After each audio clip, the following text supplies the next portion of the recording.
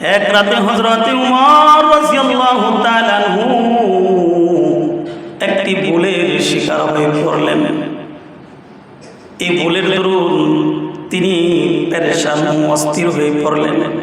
কি করলাম, নিজেও ধ্বংস হলাম, স্ত্রীকেও ধ্বংস করলাম। কি করলাম, নিজেও ধ্বংস হইলাম, আমার স্ত্রীকেও ধ্বংস করলাম।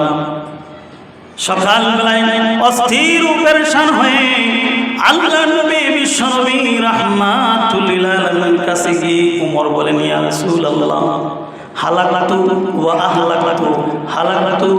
আহলাকতু ইয়া রাসূলুল্লাহ, আমি নিজেও ধ্বংস হয়েছি, আবার অপরজনকেও ধ্বংস করেছি, অর্থাৎ আমার স্ত্রীকেও আমি ধ্বংস করেছি। এই কথা শুনে সরকারে দো আলম বিশ্বনবী চিন্তায় পড়ে গেলেন। এই কথা বলার সঙ্গে সঙ্গে আল্লাহ নবী চিন্তা করার সঙ্গে সঙ্গে আল্লাহ রাব্বুল আলামিন আয়াত নাযিল করে দিলেন, উহিল্লা লাকুম লাইলাতাস সিয়ামির রাফাসু ইলা নিসাইকুম হুন্না লিবাসুল লাকুম ওয়া আনতুম লিবাসুল লাহুন আলিমাল্লাহু আন্নাকুম কুনতুম তাখতানুনা আনফুসাকুম ফাতাবা আলাইকুম ওয়া আফা আনকুম। আল্লাহ বলেন, তোমাদের জন্য রোজার রাত্রে স্ত্রীর সঙ্গম হালাল করা হলো।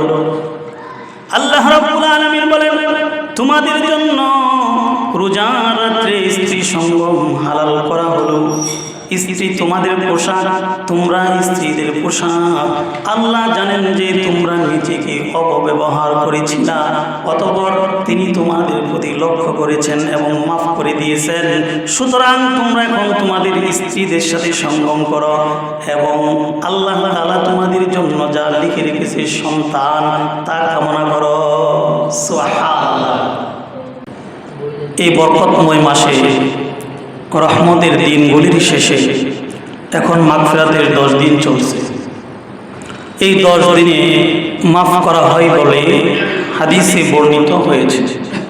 আবার কোরআনে পাকেও আল্লাহ রাব্বুল আলামিন ইরশাদ করেন, ইন্নাল হাসানাতি ইউযহিবুনাস সাইয়্যাত।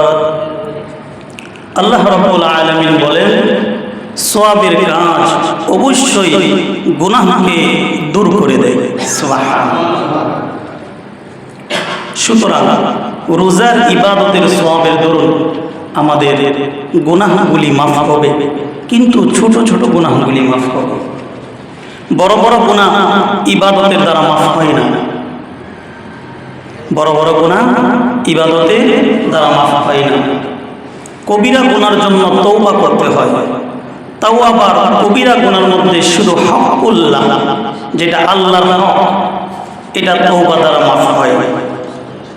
যেমন ধরুন আল্লাহর সঙ্গে শরীক করা, বেদাতি কাজ করা, নাচ গান বাদ্যভোগ করা, মদ খাওয়া, বেপরদা নারীর সঙ্গে মেলামেশা করা ইত্যাদি হকুল্লাহ তওবা দ্বারা মাফ হয়। কিন্তু হকুল ইবাদ তওবা দ্বারা শুধু মাফ হয় না, বান্দার হক যেটাকে বলা হয়, শুধু হকুল ইবাদ তওবার দ্বারা শুধু মাফ হয় না। যেমন ধরুন কারো সম্পদ চুরি করেছে, কারো কাছ থেকে জমি দখল করে নিয়েছে, কারো কাছ থেকে সুদ নিয়েছে ইত্যাদি, সম্পদ পাওনাদারকে ফেরত দিতে হবে, তারপর আল্লাহ তাআলার কাছে মাপ চাইতে হবে। বুঝতে পারছেন? এক হচ্ছে আল্লাহর হক, আর একটা হচ্ছে বান্দার হক। হকুল্লাহ মানে আল্লাহর হক, হকুল ইবাদ বান্দার হক। এই বরকতময় মাসে এই মাগফিরাতের 10 দিনে যেমন আমাদের ছোট গুনাহ মাফ হবে, তেমনি আমরা তওবা দ্বারা বড় বড় গুনাহ থেকে মুক্ত হব। তওবার দ্বারা মানুষ এমন নিষ্পাপ হয়ে যায় যে সে যেন কোনোদিন গুনাহই করে নাই। চিল্লায়ে বলি সুবহানাল্লাহ। তওবা কবুল হওয়ার জন্য 4টি শর্ত রয়েছে। শর্তগুলো ভালো করে ইয়াদ করেন। এই 4টি শর্ত যার তওবার ভিতরে থাকবে, দোয়ার মধ্যে থাকবে, আল্লাহ তাআলার আরশে আজিমের মধ্যে ডাইরেক্ট তার দোয়া কবুল হয়ে যাবে। এক নম্বর শর্ত হলো অতীতে যত গুনাহ করেছি তার জন্য মনে মনে অনুতাপ করতে হবে যে সত্যি আমি অন্যায় করে ফেলেছি, আমার বড় ভুল হয়ে গেছে। যদি আমার মাফ না হয় তাহলে আমার কঠিন শাস্তি হবে। মনে মনে অনুতপ্ত হয়ে আল্লাহ তাআলার কাছে মাফ চাইতে হবে। গুনার জন্য অনুতপ্ত না হয়ে শুধু মুখে মুখে আল্লাহ মাফ করে দাও, আল্লাহ মাফ করে দাও বললে গুনাহ মাফ হবে না। দুই নম্বর শর্ত হলো যেই গুনাহ থেকে তওবা করবে এই গুনাহ এখনই ছেড়ে দিতে হবে। গুনাহ জারি রেখে মুখে মুখে শতবার তওবা করলেও এই তওবা আল্লাহ তাআলার কাছে কবুল হবে না। কয় নম্বর শর্ত গেল? দুই নম্বর। তিন নম্বর শর্ত হলো আল্লাহ তাআলার কাছে এরূপ পাক্কা ওয়াদা করতে হবে যে আগামীতে আর কখনো ওই গুনাহ করব না। কয় নম্বর গেল? তিন নম্বর। চার নম্বর শর্ত হলো গুনাহটি যদি কোনো বান্দার হক নষ্ট করার দরুন হয়ে থাকে তবে সে বান্দার কাছ থেকে ক্ষমা করিয়ে তারপর আল্লাহ তাআলার কাছে ক্ষমা করাতে হবে। বান্দা যদি মাফ না করে তাহলে আল্লাহ রাব্বুল আলামিন মাফ করবেন না। কথাগুলো খুবই গুরুত্বপূর্ণ। তওবার ৪ নম্বর শর্ত কি? গুনাহটি যদি কোনো বান্দার হক নষ্ট করার দরুন হয়ে থাকে তবে সে বান্দার কাছ থেকে ক্ষমা করিয়ে নিয়ে তারপর আল্লাহ তাআলার কাছে মাফ করাতে হবে। বান্দা যদি মাফ না করে আল্লাহ মাফ করবেন না। বান্দার হক নষ্ট করা মানে বান্দার কোনো রকম ক্ষয়ক্ষতি করা, যেমন টাকা পয়সা নিয়ে নেওয়া, জমি জোর দখল করে নিয়ে যাওয়া, সুদ নেওয়া, ঘুষ নেওয়া ইত্যাদি, এগুলো ফেরত দিয়ে তার কাছ থেকে মাফ করিয়ে নিয়ে তারপর আল্লাহ তাআলার কাছে মাফ করাতে হবে। আপনি একজনের কাছ থেকে সুদ নিছেন, ঘুষ নিছেন, আপনি কারো সম্পত্তি জবরদখল করে নিয়ে গেছেন, জোর দখল করে নিয়ে গেছেন, কারো কাছ থেকে আপনি সুদ নিয়েছেন, এগুলো পাওনাদারকে ফেরত দিতে হবে। ফেরত দিয়ে বলতে হবে, ভাই আমি তো এগুলো অবৈধভাবে তোমার কাছ থেকে নিয়েছি, এগুলো ফেরত নিয়ে আনো, ফেরত নিয়ে আমার তুমি মাফ করে দাও। বান্দার কাছে মাফ নিয়ে তারপর আল্লাহ তাআলার কাছে কি করতে হবে? মাফ চাইতে হবে। আল্লাহ পাওনাদারের পাওনা ফেরত দিয়ে দিলাম, আয় আল্লাহ জমিদারের জমি ফেরত দিয়ে দিলাম, আয় আল্লাহ চুরি করে যে সম্পত্তি আনছি এটাও দিয়া দিলাম, তার কাছ থেকে মাফ নিলাম, আয় আল্লাহ এখন তুমি আমার মাফ করে দাও। এরকম ভাবে আল্লাহর কাছে কি করতে হবে? ক্ষমা চাইতে হবে। এগুলো ফেরত দিতে হবে, ফেরত দিয়ে মাফ। সুতরাং এই বরকতময় মাসে আমাদের যেমন ছোট ছোট গুনাহ মাফ হয়ে যাবে, তেমনি আমরা তওবা করে বড় বড় গুনাহ থেকেও মুক্ত হব। তওবার দ্বারা মানুষ এমন ভাবে নিষ্পাপ হয়ে যায় যে সে যেন কোনোদিন গুনাহ করে নাই। হাদিসে পাকের মধ্যে আছে, আত-তাইবু মিনাজ যামবি কামান লা যামবা লাহু। তওবাকারী ব্যক্তি সেই ব্যক্তির ন্যায় যার কোনো গুনাহ নাই। সুবহানাল্লাহ বলেন না? হাদিসে পাকের মধ্যে আছে, নবীজি বলেন, আত-তাইবু মিনাজ যামবি কামান লা যামবা লাহু। তওবাকারী ব্যক্তি ওই ব্যক্তির ন্যায় যার কোনো গুনাহ নাই। একমাত্র নিষ্পাপ থাকে ছোট বাচ্চারা। এই জন্য নিষ্পাপ বাচ্চার সঙ্গে তুলনা করা হয়েছে। একটা আদম সন্তান তার মায়ের পেট থেকে দুনিয়ায় ভূমিষ্ঠ হওয়ার পরে যেরকম ভাবে তার কোনো গুনাহ থাকতে পারে না, একজন তওবাকারী ব্যক্তির কোনো গুনাহ থাকতে পারে না। রাসূল সাল্লাল্লাহু আলাইহি ওয়াসাল্লাম বলেন, মা আসররা মান ইস্তাগফারা ওয়ালাউ আদা ফিল ইয়াউমি 70 মাররা। সরকারি দু আলম বিশ্বনবী বলেন, সেই ব্যক্তি ফাসিক হয় না যে ব্যক্তি গুনাহ হয়ে গেলে সঙ্গে সঙ্গে তওবা করে ফেলে, যদিও সেই দিনের মধ্যে 70 বার গুনাহ করে 70 বার তওবা করে। আর এই তওবাটা হতে হবে খালেস দিন। এই তওবাটা হতে হবে কি হবে? খালেস দিন। মা আসররা মান ইস্তাগফারা ওয়ালাউ আদা ফিল ইয়াউমি 70 মাররা। রাসূল বলেন, সেই ব্যক্তি ফাসিক হয় না যে ব্যক্তি গুনাহ হয়ে গেলে সঙ্গে সঙ্গে তওবা করে ফেলে, যদিও সেই দিনের মধ্যে 70 বার গুনাহ করে 70 বার তওবা করে। চিল্লায়ে বলি সুবহানাল্লাহ। তওবা গুনাহ মাফ হওয়ার জন্য আরো সহজ ব্যবস্থা হলো ইতিকাফ করা। কি করা? ইতিকাফ করা। ইতিকাফ কোনো একটা নির্দিষ্ট স্থান, কোনো একটা নির্দিষ্ট স্থানে আল্লাহর জন্য নিজেকে আবদ্ধ করাকে ইতিকাফ বলে। কার জন্য? আল্লাহর জন্য। ইতিকাফ শব্দের অর্থ হলো কোন স্থানে নিজেকে আবদ্ধ করা। আর শরিয়াতের পরিভাষায় ইতিকাফ বলা হয় রোজা সহ মসজিদে কমপক্ষে দিবারাত্রি একদিন অবস্থান করা। এই সময়ের মধ্যে শরঈ জরুরত ব্যতীত বাহিরে যেতে পারবে না, মসজিদের বাহিরে যেতে পারবে না। শরঈ জরুরত হলো ওযু ইস্তেনজা করা। বাসস্থানে যেতে পারবে না, ওই যে বাড়িতে বসলাম থেকে চলে গেলাম কোথায়? বাড়িতে, হুজুর আমার লুঙ্গিটা লইছে নিয়ে আসি, ইতিকাফ চলে যাবে, থাকবে না। অন্য কেউ খাবার এনে মসজিদে দিয়ে যেতে পারবে। ইতিকাফ হলো 3 প্রকার। কয় প্রকার? 3 প্রকার। 1 নাম্বার হলো নফল ইতিকাফ, 2 নাম্বার হলো সুন্নতে মুআক্কাদা কিফায়া ইতিকাফ, 3 নাম্বার হলো ওয়াজিব ইতিকাফ। ইতিকাফ কয় প্রকার?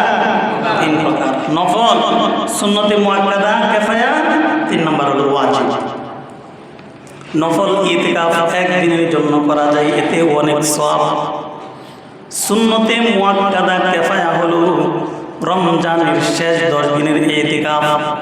এই ইতিকাফের জন্য রাসূল সাল্লাল্লাহু আলাইহি ওয়াসাল্লাম থেকে তাগিদ এসেছে। এই ইতিকাফ যে ব্যক্তি তরক করবে তার আমলনামার মধ্যে সুন্নতে মুআক্কাদা তরক করার গুনাহ হবে। যেহেতু এটা কিফায়া, সেই জন্য মহল্লা থেকে কিছু লোক ইতিকাফ করলে সবার তরফ থেকে ইতিকাফ আদায় হয়ে যাবে। চিল্লায়ে সুবহানাল্লাহ। জানাজার নামাজ ফরজে কিফায়া, ইতিকাফ কি ফরজে সুন্নতে কিফায়া। এটা হলো সুন্নতে কিফায়া, ওটা হচ্ছে ফরজে কিফায়া। তাহলে কিফায়া হচ্ছে কিছু সংখ্যক লোক আদায় করলে সবার তরফ থেকে আদায় হয়ে যায়, এটাকে বলা হয় কিফায়া। এই ইতিকাফ শুরু করতে হবে 20 রমজান বা আসর থেকে, অর্থাৎ 20 রমজান সূর্য অস্ত যাওয়ার আগে মসজিদে প্রবেশ করতে হবে এবং ঈদের চাঁদ দেখা গেলে মসজিদ থেকে বের হতে হবে। আর ওয়াজিব ইতিকাফ হলো মান্নতের ইতিকাফ। কেউ যদি মান্নত করে আমার অমুক কাজ উদ্ধার হওয়ার পরে আমি আল্লাহর ওয়াস্তে এতদিনের ইতিকাফ করব, এটাকে বলে মান্নতের ইতিকাফ। কেউ যদি এরকম ওয়াদা করে যে আমার অমুক কাজ উদ্ধার হওয়ার পরে আমি আল্লাহর ওয়াস্তে এতদিনের ইতিকাফ করব, তাহলে ওই কাজ উদ্ধার হওয়ার পর তার জন্য ইতিকাফ করা ওয়াজিব হয়ে যাবে। এটাকে বলবে মান্নত। মান্নত করে না মানুষের যে আল্লাহ যদি আমার এই কাজটা উদ্ধার হয়, তোমার রাস্তায় আমি তোমার সন্তুষ্টির জন্য আমি 1 দিনের 2 দিনের বা 3 দিনের বা 10 দিনের ইতিকাফ করব। যদি তার সেই কাজটা উদ্ধার হয়ে যায়, পুরা হয়ে যায়, তাহলে ইতিকাফ করা তার উপরে ওয়াজিব হয়ে যায়, করতেই হবে, না করলে গুনাহ হবে। কি হবে? গুনাহ হবে। ইতিকাফ ফরজ ও ওয়াজিব পর্যায়ে না হলেও কোরআনে পাকে তার সমর্থন পাওয়া যায়। এই সমর্থন থেকেই আমরা ইতিকাফের গুরুত্ব সম্পর্কে আন্দাজ করতে পারি। আল্লাহ রাব্বুল আলামিন ইরশাদ করেন, ওয়ালা তুবাশিরুহুন্না ওয়া আনতুম আকিফুনা ফিল মাসাজিদ। আল্লাহ রাব্বুল আলামিন বলেন, মসজিদে ইতিকাফরত অবস্থায় তোমরা স্ত্রীর সঙ্গম করিও না। কে বলেন? আল্লাহ বলেন, ওয়ালা তুবাশিরুহুন্না ওয়া আনতুম আকিফুনা ফিল মাসাজিদ। তোমরা মসজিদে ইতিকাফরত অবস্থায় স্ত্রীর সঙ্গম করিও না। এই আয়াতের আগের অংশে রমজানের রোজা সম্পর্কে আলোচনা করা হয়েছে। সুতরাং এই অংশে যে ইতিকাফের কথা বলা হয়েছে, আর এটা যে রমজান মাসের ইতিকাফ, এটা সুস্পষ্ট বোঝা যায়। সুবহানাল্লাহ। সুতরাং হাদিস ও কোরআন থেকে রমজানের শেষ 10 দিনের ইতিকাফের গুরুত্ব অনেক অনেক। হাদিস এবং কোরআনের ভাষায় রমজান মাসের শেষ 10 দিনের ইতিকাফের গুরুত্ব কি? অনেক। রমজান মাসের রোজা সম্পর্কিত আলোচনা পূর্ণ আয়াতটি হচ্ছে এরকম। আল্লাহ রাব্বুল আলামিন বলেন, أحل لكم ليلة الصيام الرفث إلى نسائكم هن لباس لكم وأنتم لباس لهن علم الله أنكم كنتم تختانون أنفسكم فتاب عليكم وعفى عنكم فالآن باشروهن وابتغوا ما كتب الله لكم وكلوا واشربوا حتى يتبين لكم الخيط الأبيض من الخيط الأسود من الفجر ثم أتموا الصيام إلى الليل ولا تباشروهن وأنتم عاكفون في المساجد سبحان الله আল্লাহ রাব্বুল আলামিন বলেন, রোজার রাত্রে তোমাদের জন্য স্ত্রী সঙ্গম হালাল করা হলো। কে বলেন? আল্লাহ বলেন, রোজার রাত্রে তোমাদের জন্য স্ত্রী সঙ্গম হালাল করা হলো। স্ত্রী তোমাদের পোশাক, তোমরা স্ত্রীদের পোশাক। আল্লাহ জানেন যে তোমরা নিজেকে অপব্যবহার করেছিলা, অতঃপর তিনি তোমাদের প্রতি লক্ষ্য করেছেন এবং মাফ করে দিয়েছেন। সুবহানাল্লাহ। সুতরাং রোজার রাত্রে তোমরা তোমাদের স্ত্রীদের সাথে সঙ্গম করো, আর আল্লাহ পাক তোমাদের জন্য যা লিখে রেখেছে অর্থাৎ সন্তান, তা কামনা করো। আর তোমরা পানাহার করো রাতের কালো রেখা থেকে ভোরের সাদা রেখা দেখা পর্যন্ত, অতঃপর রাত্রির সীমায় গিয়ে রোজা পূর্ণ করো। এরপরে আল্লাহ বলেন, আর তোমরা ইতিকাফরত অবস্থায় স্ত্রী সঙ্গম করিও না। আল্লাহ পাকের কত দয়া যে তিনি আমাদের জন্য রোজাকে সহজ করে দিয়েছেন। আগেকালের উম্মতের জন্য রোজা এত সহজ ছিল না। সেই সকল উম্মতের জন্য রোজার সময় দিনের বেলা খাওয়া দাওয়া বন্ধ থাকতো, এমনকি কথা বলাও বন্ধ থাকতো। আর যখন সূর্য অস্ত যাওয়ার পরে একবার খাওয়া দাওয়া সেরে নিয়ে ঘুম এসে পড়লে সেই রাত্রে আরেকবার খাওয়া নিষেধ ছিল, অর্থাৎ সাহারি খাওয়ার বিধান ছিল না। রাতের বেলায়ও স্ত্রী সঙ্গম নিষেধ ছিল। ইসলামের প্রাথমিক যুগেও এরকম নিয়ম ছিল। দিনের বেলায় খাওয়া দাওয়া বন্ধ, সাহারি খাওয়ার বিধান ছিল না, রাতের বেলায় স্ত্রী সঙ্গম নিষেধ ছিল।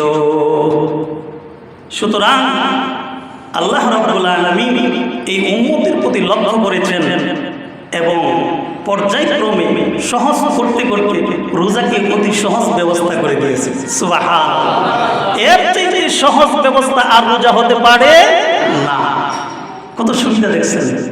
আগেকার উম্মতের জন্য দিনের বেলায় রোজা রাখা তো, রোজা রেখে তো খাওয়া দাওয়া নিষেধ ছিলই, কথা বলবো নিষেধ। সাহারি দিয়ে ঘুমিয়ে পড়লে আরেকবার সাহারি খাওয়া নিষেধ ছিল, অর্থাৎ সাহারি খাওয়ার বিধান ছিল না। তৃতীয়ত রাতের বেলায় তার স্ত্রীর সঙ্গে সঙ্গম করাও কি ছিল? নিষেধ ছিল। কিন্তু আল্লাহ রাব্বুল আলামিন এই উম্মতের প্রতি কত দরদ আর মায়া দিয়েছেন। এই উম্মত যে শ্রেষ্ঠ উম্মত আর এই নবী যে শ্রেষ্ঠ নবী, এটাই তার প্রমাণ। চিল্লা বলে সুবহানাল্লাহ।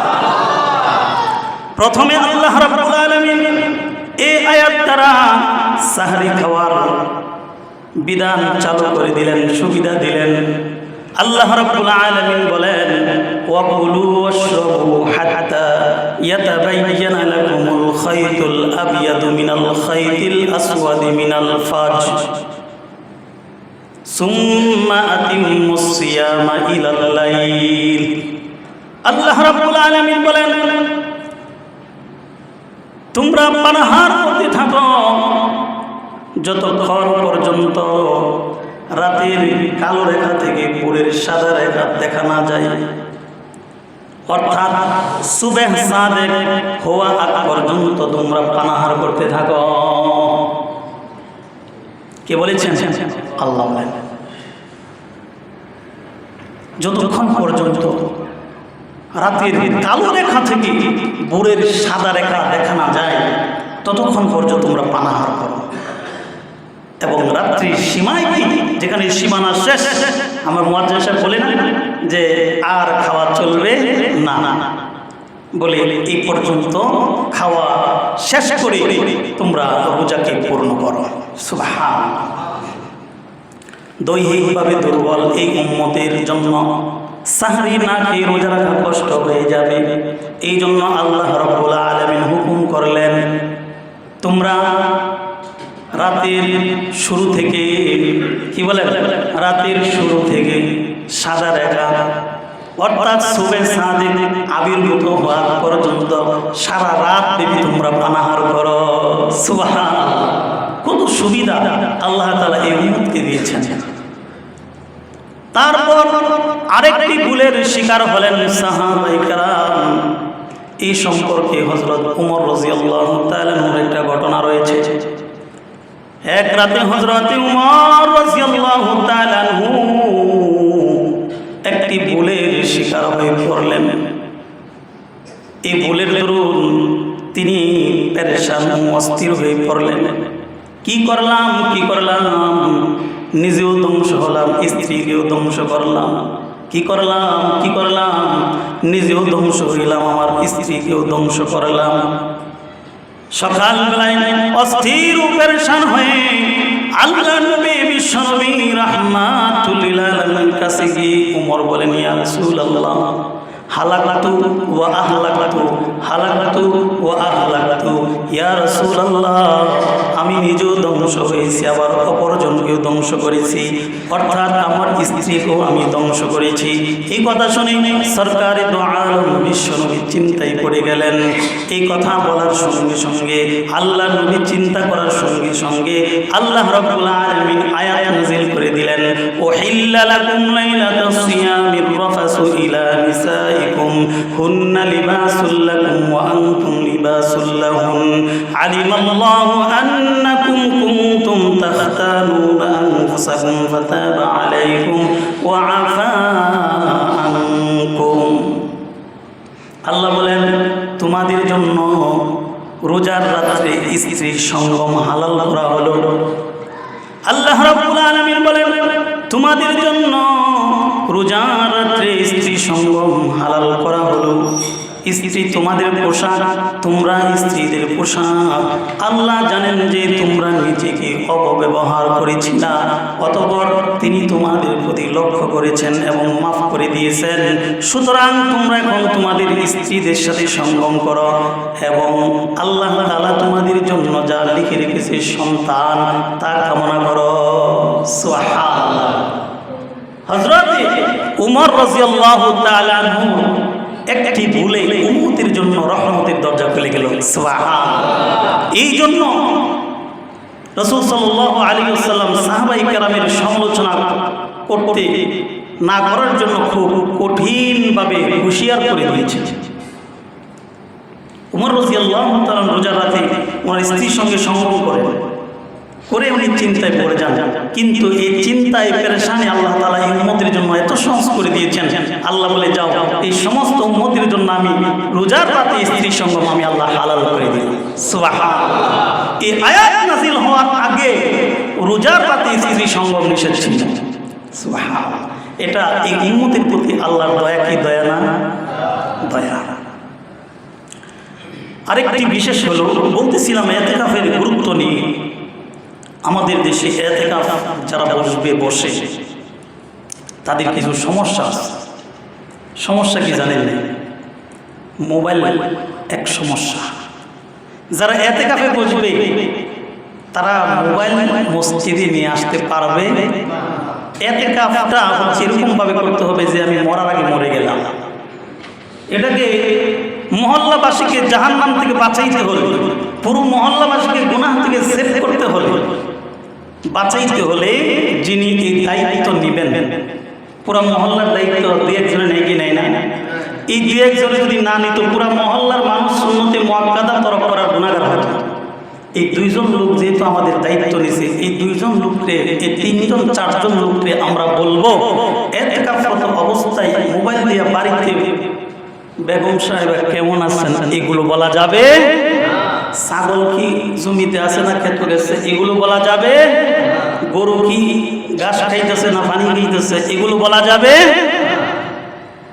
ব্যবসায় কি লাভ হইল না লস হইল, আজকে কি মেলে তাতে আসছে না, এগুলো করা যাবে? এগুলো খোঁজ খবর ইতিকাফরত অবস্থায় নেওয়া সম্পূর্ণ নিষেধ। বিশেষ প্রয়োজন শরীয়ত জরুরত হচ্ছে সে ব্যক্তি ওযু ইস্তেনজার জন্য মসজিদের বাইরে যেতে পারবে, তাও এরিয়ার ভিতরে থাকতে হবে। এর বাইরে যেতে পারবে যে বাথরুমটা বাড়ি থেকে বেরিয়ে আসে হবে? যারা ইতিকাফ করবেন সব কিছু ছেড়ে এই রমজানের শেষ 10 দিনের জন্য আজকে থেকে ইতিকাফ শুরু। আজকে থেকে সূর্য অস্ত যাওয়ার আগেই মসজিদে আমাদের প্রবেশ করতে হবে। ইতিকাফকারী ব্যক্তি কত সম্মান, কত ইজ্জত। হাদিসে পাকের মধ্যে আছেন সরকার তো আলম বিশ্বনবী বলেন, আল মুতাকিফ হুয়া ইয়াতাকিফু যুনুবা ওয়া ইয়াজরি লাহু মিনাল হাসানাতি কাআমিলিল হাসানাতি কুল্লিহা। ইতিকাফকারী ব্যক্তি সব রকম গুনাহ থেকে মুক্ত থাকে, তার জন্য সেই সব নেক আমল যেগুলো সেই ইতিকাফ থাকার দরুন করতে পারে না এমনভাবে জারি থাকে সেই জন্য সব নেক আমলই করেছে। সুবহানাল্লাহ। অর্থাৎ ইতিকাফ থাকার দরুন মসজিদের বাইরে নেক আমলগুলো করতে পারে না, কিন্তু এগুলো না করেও সেই সব সবগুলো মসজিদে বসে পেতে থাকে। যেমন ধরুন ওয়াজ নসিহত করতে যাওয়া বা শুনতে যাওয়া, জানাজার নামাজের শরীক হওয়া, রোগীর সেবা করা, এই কাজগুলো না করেও সে মসজিদে যে ইতিকাফে বসছে এই জন্য তার আমলনামার মধ্যে আল্লাহ রাব্বুল আলামিন এই নেকি লিখে দেন। সরকার তো আলম বিশ্বনবী বলেন, মান ইতিকাফা ইয়াওমান ইবতিগা ওয়াজহিল্লাহ জাআলাল্লাহু বাইনাহু ওয়া বাইনান নারি সালাসা খানাদিক আবআদ মিম্মা বাইনাল খাফিকাইন। যে ব্যক্তি আল্লাহর সন্তুষ্টির জন্য একদিনের ইতিকাফ করবে আল্লাহ রাব্বুল আলামিন তার জন্য দুজুখকে 3 খন্দক দূরে সরিয়ে দিবেন। এক খন্দকের দূরত্ব হলো আসমান থেকে জমিনের দূরত্ব যত, তার চাইতে আরো বেশি। সুবহানাল্লাহ। এক খন্দকের দূরত্ব হলো আসমান থেকে জমিন এর দূরত্ব যত, এর চাইতে আরো বেশি। একদিনের জন্য যে ব্যক্তি ইতিকাফ করবে আল্লাহর সন্তুষ্টির জন্য আল্লাহ রাব্বুল আলামিন তার জন্য দুজুখকে 3 খন্দক দূরে সরিয়ে দিবেন। সুবহানাল্লাহ। এই ইতিকাফ করার আমাদের দরকার আছে না নাই? যারা ইতিকাফে বসার জন্য রাজি হয়েছেন আমি বলি তারা হলো সৌভাগ্যবান ব্যক্তি। কারণ এই ইতিকাফ এর ভিতরে লাইলাতুল কদর পাওয়ার বেশি সম্ভাবনাময় রাত্রি থাকে। যে ব্যক্তি এই ইতিকাফের অবস্থায় এত মহৎ একটা কাজের অবস্থায় যদি ইতিকাফটা পেয়ে যায় তাহলে তার জীবন সার্থক। সুবহানাল্লাহ। সরকারি দু আলম বিশ্বনবী বলেন وقال رسول الله صلى الله عليه وسلم من قام ليلة القدر إيمانا واحتسابا غفر له ما تقدم من ذنبه। যে ব্যক্তি ইমানের সাথে সওয়াবের আশায় রবের সন্তুষ্টির জন্য এই রাত জেগে থাকবে, রাত জেগে ইবাদত করবে, লাইলাতুল কদরের রাত জেগে ইবাদত করবে, আল্লাহ রাব্বুল আলামিন তার পিছলি জীবনের জিন্দেগির সমস্ত গুনাহকে মাফ করে দিবেন। সরকারি দু আলম বলেন وقال رسول الله صلى الله عليه وسلم। সরকারি দু আলম বলেন যে ব্যক্তি লাইলাতুল কদরের রাত্রির ফজিলত থেকে বঞ্চিত হলো সে সব কিছু থেকে বঞ্চিত হয়ে গেল। কাজী যারা ইতিকাফ করবেন এই ইতিকাফের ভিতরে লাইলাতুল কদরের রাত্রি পাওয়ার বেশি সম্ভাবনাময় থাকে। এই জন্য যারা ইতিকাফে বসছেন তারা সৌভাগ্যবান ব্যক্তি। অনেক মানুষ হজে গিয়ে মারা যায়, জায়গায় যায় না, তাদের নসিব কতই ভালো। এই হজ কি একটা ইবাদত। যে ব্যক্তি ইবাদতের ভিতরে মারা গেল, সরকারি দু আলম বিশ্বনবী বলেন সে ব্যক্তি আল্লাহ রাব্বুল আলামিন তার আমলনামার মধ্যে গুনার খাতাকে 0 পয়েন্টে নেমে দিল। ইবাদতরত অবস্থায় কেউ মারা গেলে কোন কোন হাদিসে আসছে শহীদের দরজা আল্লাহ তাআলা তাকে নসিব করে দিলেন। এই ইতিকাফরত অবস্থায় আল্লাহ না করুক কোনো ব্যক্তি যদি মারা যায় আল্লাহ তাআলা তাকে শহীদের মর্যাদা দিয়ে দিলেন। প্রিয় হাজির, তাই বলি ইতিকাফে যারা বসবেন খুবই সতর্ক। আর মসজিদের যারা মুসল্লি আসবেন, অনেকে আছে আমার বন্ধু ইতিকাফে বসে একটু কথা বলা যায় ভাগ করেন আমার কথায়, এই কথাগুলো খুইলা বলতেছি। এই জন্য আমার কষ্ট লাগে কি জানেন, যারা ইতিকাফে বসে এদের সাথে 2-1 গিয়া বন্ধু নাই মসজিদের মধ্যে দেখি, প্রতি বছর করে দিকে অগ্রস্ত। এই জন্য বলতেছি, বাস্তবতা থেকে কথাগুলো নিয়ে বলতেছি। ওনাদের সাথে গিয়া কোনো পাইচারি করা যাবে না। আপনি খাবার নেবেন, আনবেন, এতটুকু জিজ্ঞেস করবেন আপনার কোনো কিছু প্রয়োজন আছে কিনা, আপনার কোনো সমস্যা আছে কিনা, এতটুকু জিজ্ঞেস করে আপনি করতে পারেন।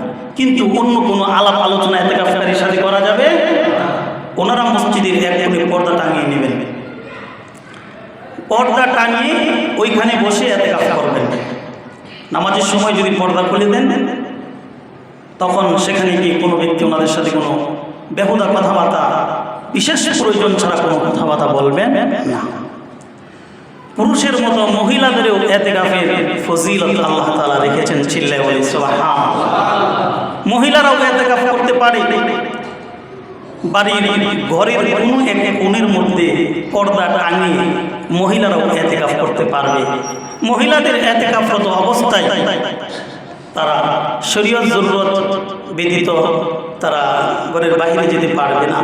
যেরকম আপনার রান্না বান্নার কাজে সহযোগিতা করা, যে আমি ইতিকাফে বসলাম, একটু আমার ছেলের বউর সাথে, পুত্রবধূর সাথে একটু রান্নার কাজে সহযোগিতা করি, হ্যাঁ, একটু ছেলেপেলের একটু হাত করাই, যেটা আমাদের গ্রামের ভাষায় বলি, তাদেরকে একটু সান্ত্বনা দিই, এরকম করা যাবে না। তারা ইতিকাফরত অবস্থায় তাসবিহ, তাহলিল, দ্বীনি কিতাব, কোরআন তেলাওয়াত, জিকির, আজকার, প্রয়োজন বোধে ঘুমাতে পারবে, এগুলো করতে পারবে। প্রয়োজন বোধে কি করতে পারবে? ঘুমাতে পারবে। কাজে যারা ইতিকাফে বসবে তারা যখন জিকির করবেন, একটু কোরআন তেলাওয়াত করবেন, একটু নফল নামাজ পড়বেন, ভালো লাগতেছে না, শরীরটা ক্লান্ত, ঘুমিয়ে পড়েন, অসুবিধা নেই।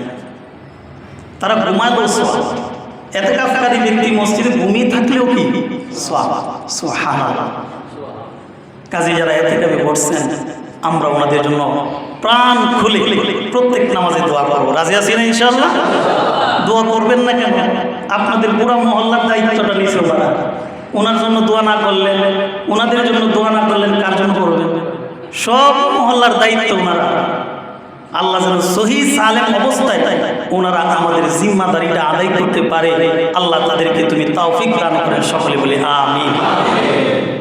সর্বশেষ কথা হলো প্যারে হাজিরিন, ফিতরা। অনেকে জিজ্ঞেস করেন, যদিও ফিতরা ওয়াজিব হয় ঈদের দিন সকালে, ঈদের দিন সকালে ফিতরা কি হয়? শাওয়াল মাসের চাঁদ দেখা গেলে ফিতরা দেওয়া ওয়াজিব হয়ে যায়। তো এই বছর ফিতরা সর্বনিম্ন ধরা হয়েছে 110 টাকা। ইসলামিক ফাউন্ডেশন অনুযায়ী তারা যে হিসাব করেছেন, বর্তমান বাজারে দ্রব্যমূল্যের হিসাব করে বের করে সঠিক দামটা নির্ধারণ করেছেন। এই বছর 2025 সালের ফিতরা ধরা হয়েছে সর্বনিম্ন 110 টাকা, সর্বোচ্চ 2805 টাকা। সর্বোচ্চ কত? 2805 টাকা। আপনি যদি গম বা আটা দ্বারা আপনি ফিতরা দেন, আপনাকে দিতে হবে 110 টাকা। আপনি যদি জব দ্বারা ফিতরা আদায় করেন, আপনাকে গুনতে হবে 530 টাকা। আপনি যদি কিসমিস দ্বারা আপনি ফিতরা দেন, আপনাকে গুনতে হবে 1930 টাকা। আপনি যদি খেজুর দ্বারা পনির দ্বারা ফিতরা আদায় করেন, আপনাকে গুনতে হবে 2805 টাকা। এটা হচ্ছে এই বছরের হিসাব। কারণ আটার চাইতে জবের দাম একটু বেশি, আবার খেজুরের দাম একটু বেশি, কিসমিসের দাম আরও বেশি, পনিরের দাম আরও বেশি। এখন আপনি কোনটা দিয়ে ফিতরা দিবেন এটা আপনার ব্যক্তিগত ব্যাপার, আপনার সামর্থ্য অনুযায়ী আপনি ফিতরা দিবেন। যদি মনে করেন আমার সম্পত্তি আছে আলহামদুলিল্লাহ, আমি কেন গম আর আটা দিয়ে খেজুর দিয়ে ফিতরা দিব, আমি দিব পনির দিয়ে। পনিরের দাম যেহেতু 2805 টাকা করে, আমি সর্বোচ্চ যে দামটা দামি জিনিস দিয়ে আমি ফিতরা দিব, আপনি দিতে পারেন। আমাদের দেশে শুধু ফিতরার সময় জিজ্ঞেস করে হুজুর ফিতরা কত টাকা, বলে 110 টাকা বা 5 টাকা বলে দেওয়া হয়, মনে করে এটাই মনে শেষ না। আপনি এখানে স্তর ভাগ করা আছে, আপনি যত দামি জিনিস দিয়ে ফিতরা দিবেন তত বেশি উত্তম হবে। আর ফিতরা নাবালক ছেলে মেয়েদের পক্ষ থেকে গার্জিয়ান আদায় করে দেবে, এটাই তার জন্য দায়িত্ব। এক রাতে হযরত উমর রাদিয়াল্লাহু তাআলা আনহু একটি ভুলের শিকার হয়ে পড়লেন। এই ভুলের দরুন তিনি পেরেশান অস্থির হয়ে পড়লেন। কি করলাম, নিজেও ধ্বংস হলাম, স্ত্রীকেও ধ্বংস করলাম। কি করলাম, নিজেও ধ্বংস হইলাম, আমার স্ত্রীকেও ধ্বংস করলাম। সকালবেলায় অস্থির ও পেরেশান হয়ে আল্লাহর নবী বিশ্বনবী রাহমাতুল লিল আলামিন কাছে গিয়ে উমর বলেন, ইয়া রাসূলুল্লাহ হালাকতু ওয়া আহলাকতু ইয়া রাসূলুল্লাহ, আমি নিজেও ধ্বংস হয়েছি, আবার অপরজনকেও ধ্বংস করেছি, অর্থাৎ আমার স্ত্রীকেও আমি ধ্বংস করেছি। এই কথা শুনে সরকারে দো আলম বিশ্বনবী চিন্তায় পড়ে গেলেন। এই কথা বলার সঙ্গে সঙ্গে আল্লাহ নবী চিন্তা করার সঙ্গে সঙ্গে আল্লাহ রাব্বুল আলামিন আয়াত নাযিল করে দিলেন, উহিল্লা লাকুম লাইলাতাস সিয়ামির রাফাসু ইলা নিসাইকুম হুন্না লিবাসুল লাকুম ওয়া আনতুম লিবাসুল লাহুন আলিমাল্লাহু আন্নাকুম কুনতুম তাখতানুনা আনফুসাকুম ফাতাবা আলাইকুম ওয়া আফা আনকুম। আল্লাহ বলেন, তোমাদের জন্য রোজার রাত্রে স্ত্রীর সঙ্গম হালাল করা হলো। আল্লাহ রাব্বুল আলামিন বলেন, তোমাদের জন্য রোজার রাত্রে স্ত্রী সঙ্গম হালাল করা হলো। স্ত্রী তোমাদের পোশাক, তোমরা স্ত্রীদের পোশাক। আল্লাহ জানেন যে তোমরা নিজেকে অপব্যবহার করেছিলা, অতঃপর তিনি তোমাদের প্রতি লক্ষ্য করেছেন এবং মাফ করে দিয়েছেন। সুতরাং তোমরা এখন তোমাদের স্ত্রীদের সাথে সঙ্গম করো এবং আল্লাহ তাআলা তোমাদের জন্য যা লিখে রেখেছে সন্তান, তা কামনা করো। সুবহানাল্লাহ।